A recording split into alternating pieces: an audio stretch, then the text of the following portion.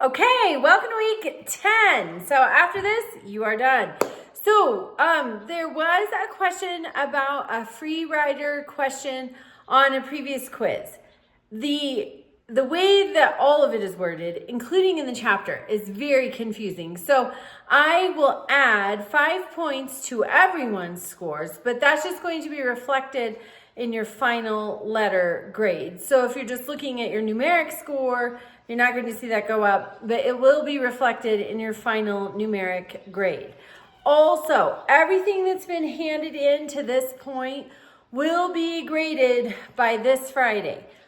After that, if you feel like you need some extra credit and you have turned everything in, please reach out to me and we'll figure out an extra credit opportunity for you. Then also this week you're reading chapter 8, interest groups, political parties, and elections. And you're also reading chapter 12, the media. So then you're doing a special assignment. Daniel Ellsberg is a gentleman that you are going to meet this week. He worked for a think tank. He was an analyst conducting research and doing reporting on the history of the United States involvement in Vietnam. The think tank was called RAND, like Rand Paul, but I don't think he had anything to do with it. This is in the 70s. So they produced a report.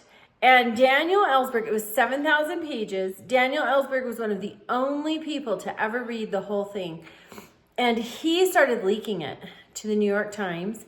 And then he started leaking it to other newspapers because he understood that our system of government is designed to have an electorate, that's all of us, the electorate, people who vote, who pay attention.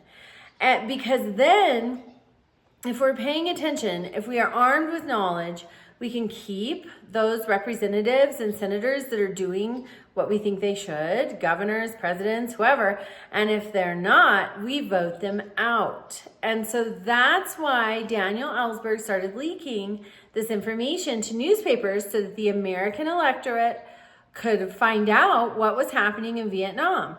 And that is thought, he is credited with helping to end the conflict, at least our involvement in Vietnam in 1975 is when we finally ceased. So you're going to learn about him. And I hope your takeaway from this class is just how vital it is that you be aware of what your government is doing. Pay attention. Seek information from more than one source. That's your responsibility as a citizen of this country. It's your responsibility to be informed and then to vote and to write your Congress people to be engaged. That is your responsibility. All right, so you have an assignment, the Pentagon Papers, you have a quiz. I'll be all caught up on grading by Friday, and then if you feel like you want extra credit, let me know. Have a great week, and thank you for being in class.